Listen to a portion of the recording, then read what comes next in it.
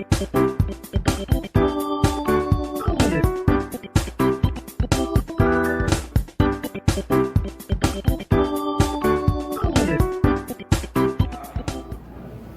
o reverendo Profil vai nos trazer a palavra. Vários irmãos já conhecem. Nosso irmão Profil é o nosso capelão aqui da MAN e tem nos auxiliado, né? Nós temos o prazer de ouvi-lo sempre e de tê-lo como nosso irmão em Cristo, nosso auxiliar em tese, né? Que a graça e a paz do Senhor seja sobre a sua vida, amém? Abra, por favor, a sua Bíblia no Evangelho de João, capítulo 8. Nós vamos ler do verso 1 ao verso 11. João 8, do 1 ao 11. Então, feche seus olhos, nós vamos orar. Senhor, agradecemos pela leitura da palavra, agradecemos pelo acesso que temos a ela, pedimos que o Teu Espírito trabalhe em nossos corações, nos dando primeiro temor, porque não é diante de qualquer livro, é a revelação do Senhor. Pedimos também, ó Deus, que o nosso entendimento esteja cativo ao Senhor, que sejamos desafiados a viver aquilo que a Tua palavra nos desafia. Assim oramos em nome de Jesus. Amém. Evangelho de São João, capítulo 8, a partir do verso 1, diz assim: Jesus, entretanto, foi para o Monte das Oliveiras. Na madrugada voltou novamente para o templo, e todo o povo ia ter com ele, e assentado os ensinava. Os escribas e fariseus trouxeram à sua presença uma mulher surpreendida em adultério, e fazendo-a ficar de pé no meio de todos, disseram a Jesus: Mestre, esta mulher foi apanhada em flagrante adultério, e na lei nos mandou Moisés que tais mulheres sejam apedrejadas. Tu, pois, que dizes? Faz uma pausa aqui. Não era bem isso que a lei dizia. A lei não dizia que as mulheres deveriam ser apedrejadas. A lei dizia que os adúlteros deveriam ser apedrejados. Se essa mulher foi pega em flagrante adultério, ela estava adulterando com um homem. E cadê o homem dentro desse processo legal? O processo em si já era nulo, e Jesus sabia disso. Jesus compreendia a maldade do coração daqueles homens.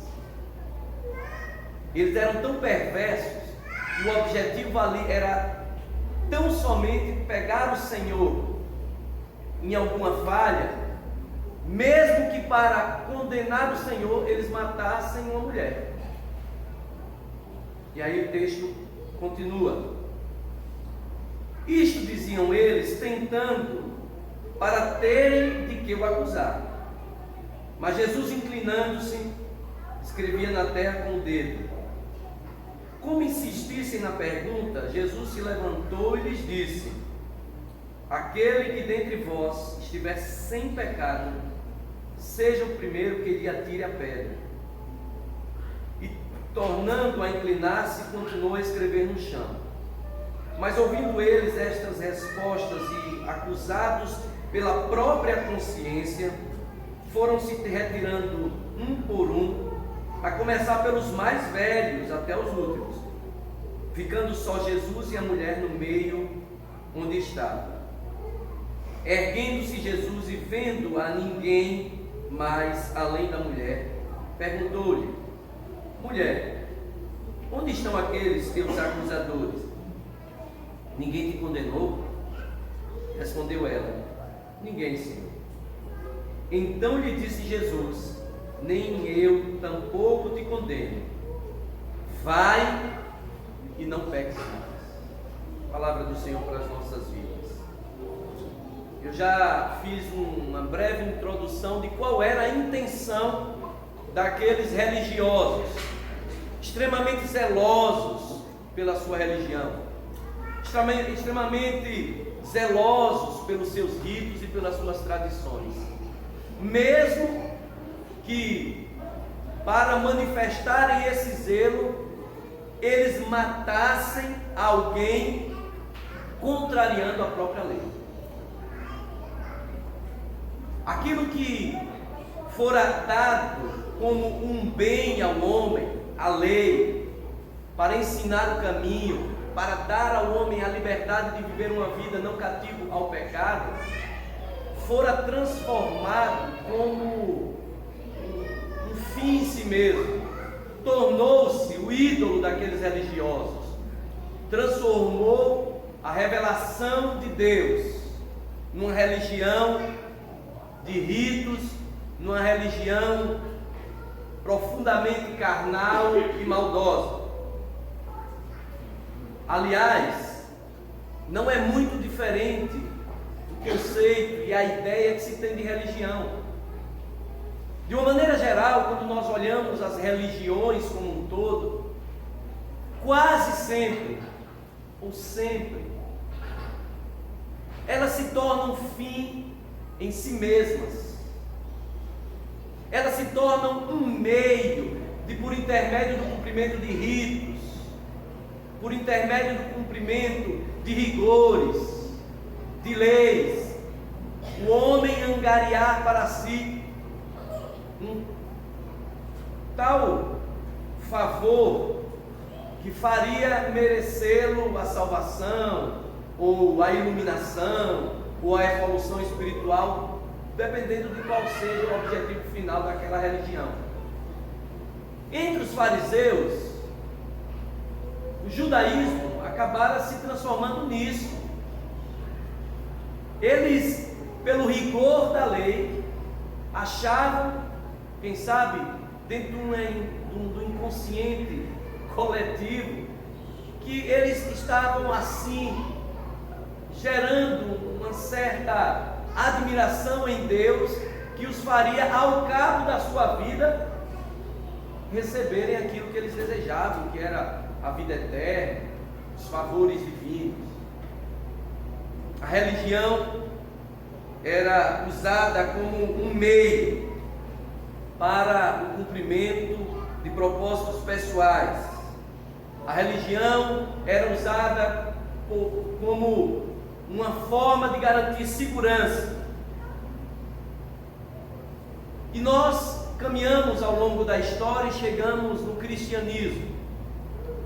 E como falou aqui o pastor Auricimar há pouco, como nós temos vivido um evangelho muito estranho nos nossos anos, nos últimos anos, também o evangelho da graça acabou se tornando, em muitos arraiais, ou de uma forma até popular, um meio pelo qual o homem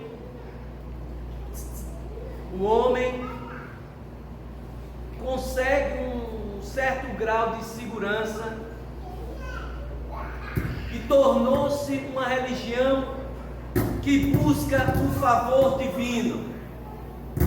Não é o evangelho da graça, não é um chamado da graça a viver pela graça, a ter a salvação pela graça e a partir daí cumprir a lei de Deus como um meio de salvaguardar o homem dos próprios pecados.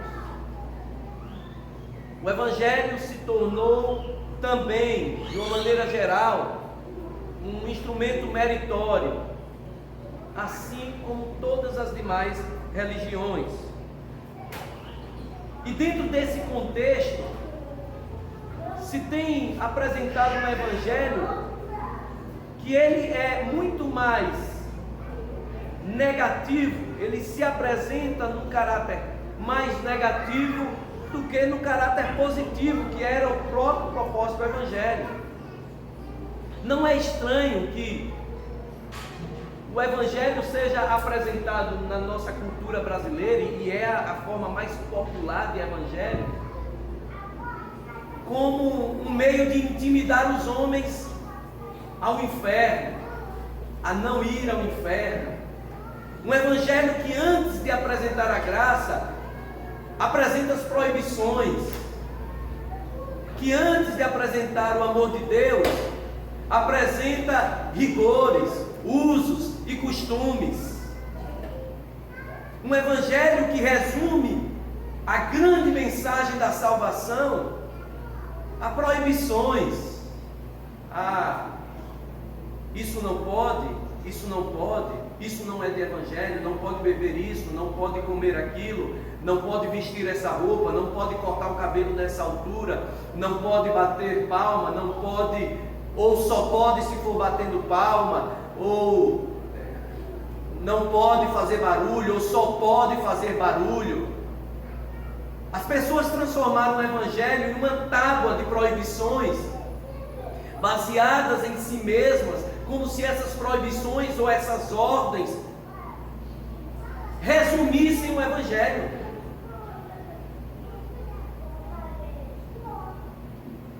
Transformaram o evangelho numa religião como outra qualquer, assim como os fariseus. Mas esse texto que nós acabamos de ler mostra justamente o contrário. Aquela mulher pega em flagrante adultério é levada para diante do Senhor, e acontece todo o episódio que nós lemos. O processo em si não tinha mais valor. Jesus não a condena,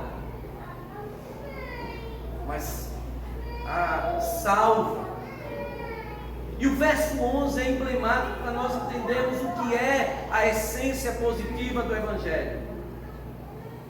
Jesus diz assim: eu não te condeno, você está salvo agora, mas vá e não peques mais. A ordem não é inversa. O evangelho tem que ser apresentado justamente nessa ordem. É a salvação de todo homem perdido. E depois? Depois, os princípios, as regras. Eu não te condeno, você está salvo. E depois? Depois vá e mude a sua vida. Só que as pessoas têm apresentado no evangelho que é o contrário. Mude a sua vida primeiro, deixe de fazer isso ou aquilo, e só depois você vai ser salvo.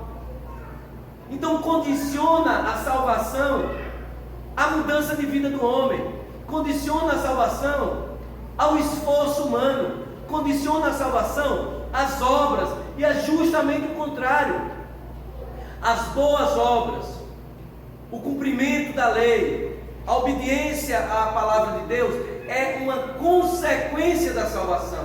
Nós somos salvos com todos os nossos delitos, com toda a nossa ruindade, com todos os nossos pecados. O Senhor diz: eu não te condeno. O mais importante do evangelho é dizer assim: eu vim para te salvar. Jesus veio para te salvar. Venha como está. Você não precisa fazer esforço algum para ser alcançado pelo evangelho. O evangelho é de graça. O evangelho é para os doentes. O evangelho é para os pecadores. O evangelho é para a escória. Nós ontem ouvimos o testemunho do nosso irmão Hugo aqui.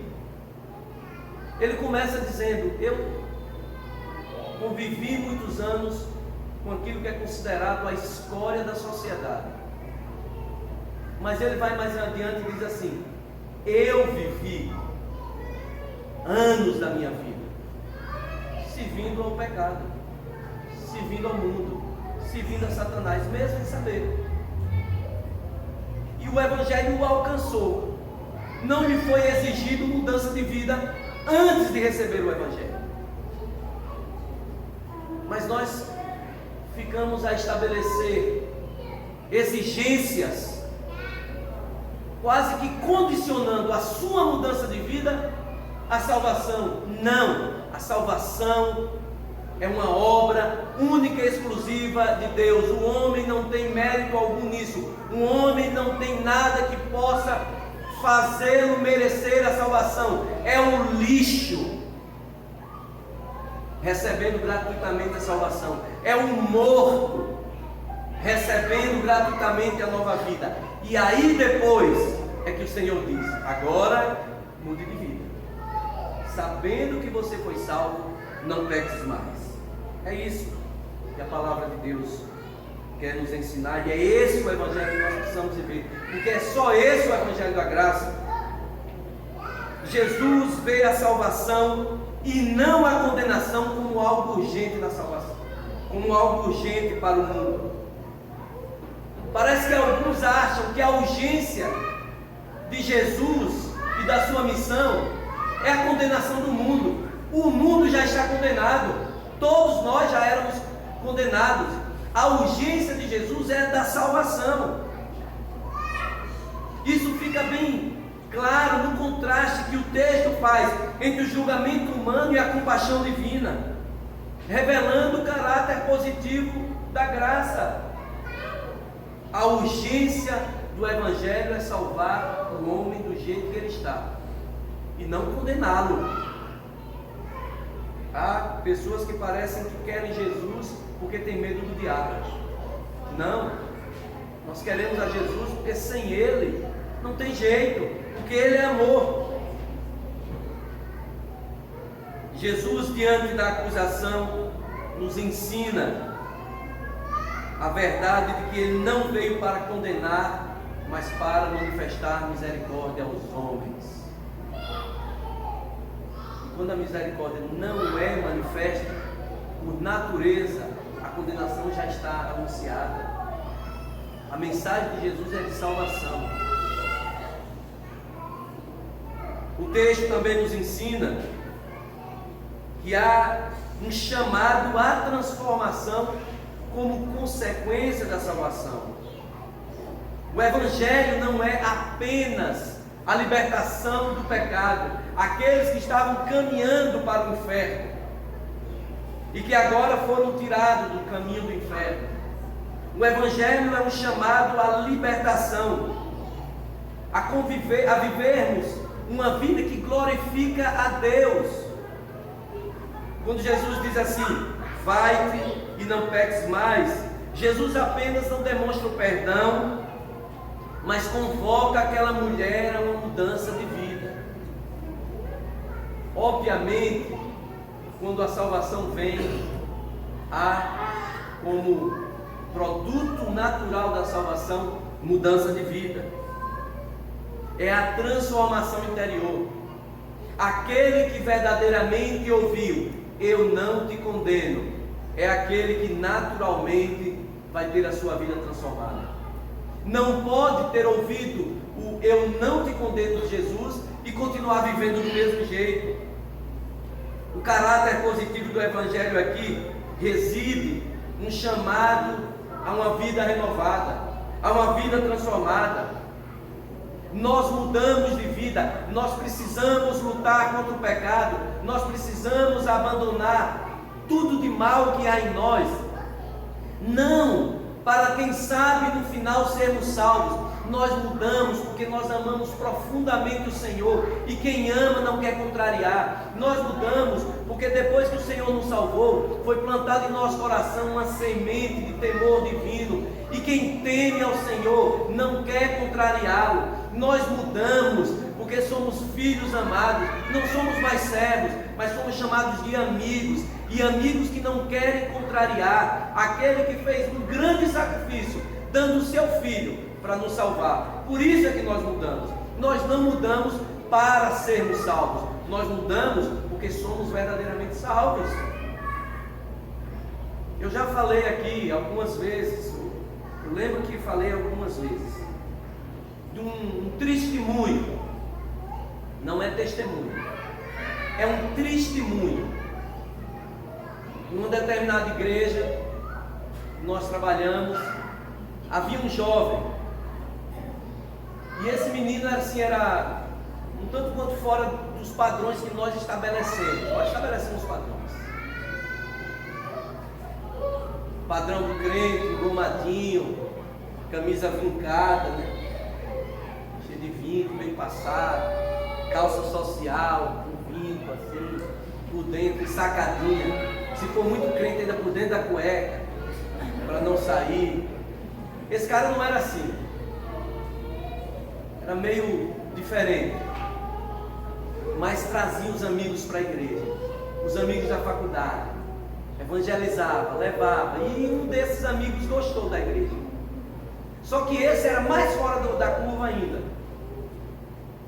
Tatuado, de brinco, cabelão.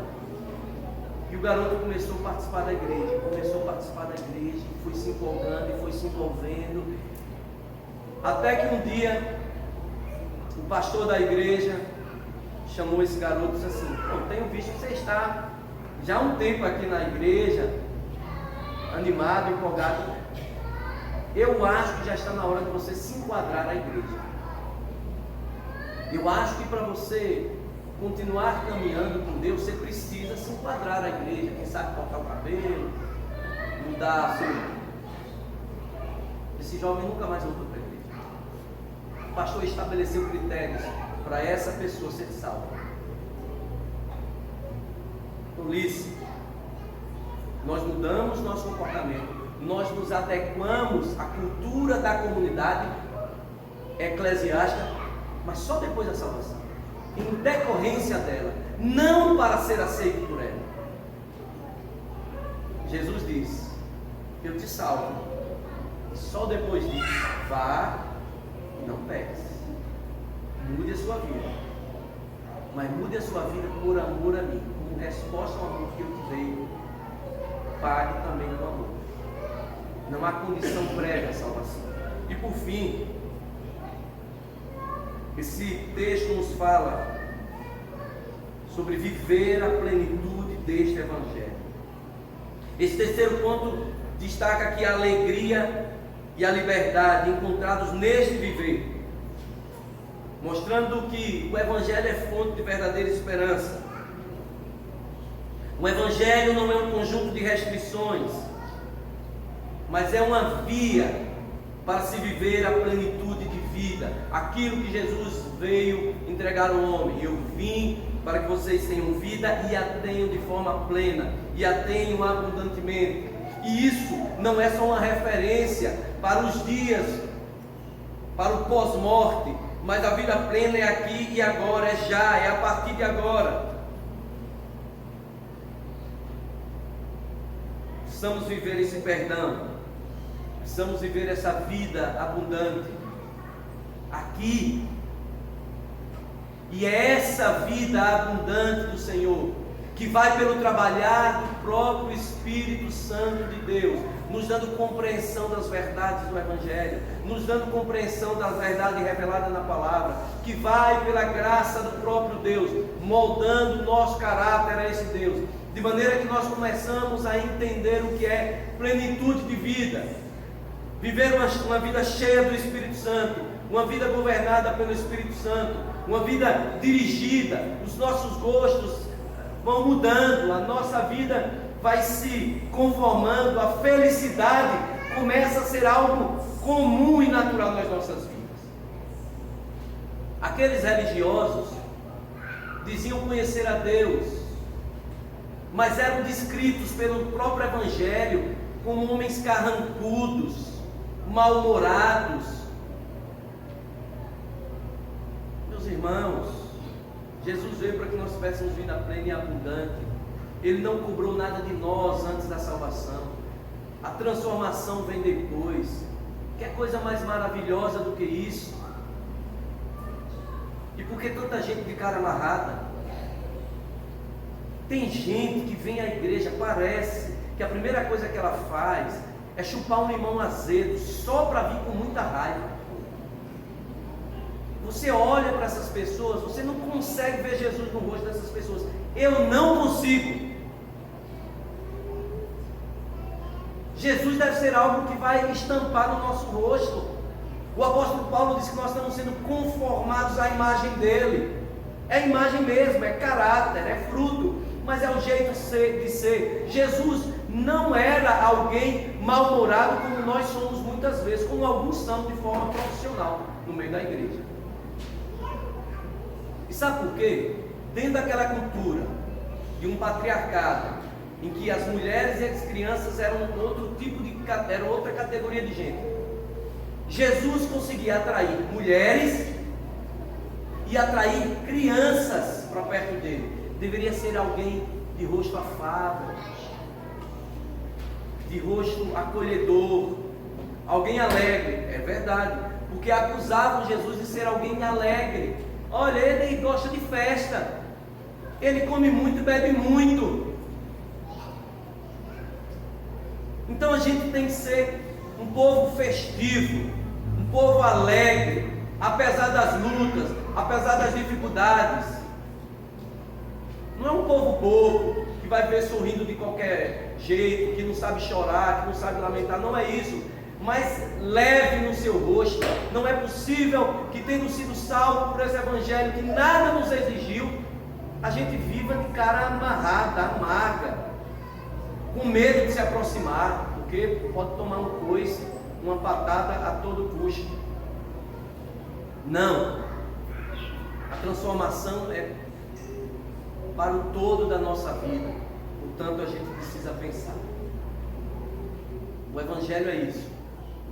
É um chamado à salvação. Vá, eu não te condeno. Vai e não peques mais. A partir da salvação é que a nossa vida vai se adequando ao viver comunitário, se adequando à igreja, aprendendo a respeitar a cultura, a tradição, aprendendo a ter um sorriso farto e largo, mas não para angariarmos o favor de Deus, mas como uma resposta ao favor de Deus. Que Deus nos abençoe, que Deus nos ajude a viver esse evangelho que é simples, sem firulas, sem arrodeio, sem muitas exigências, mas um evangelho que propõe para nós uma vida nova, uma vida diferente, uma vida que faz refletir em nosso próprio rosto a alegria de Jesus. Amém? Vamos orar. Senhor, nós pedimos que o Senhor nos ajude a vivermos esse evangelho, que o Senhor nos dê graça, que o Senhor nos ajude a sermos um reflexo de Cristo lá fora, anunciando salvação em primeiro lugar, não preocupado com a condenação, porque todos já estão condenados, e expressando no nosso dia a dia essa plenitude e esse amor que queremos demonstrar ao Senhor. Abençoa-nos em nome de Jesus. Amém. Meus irmãos,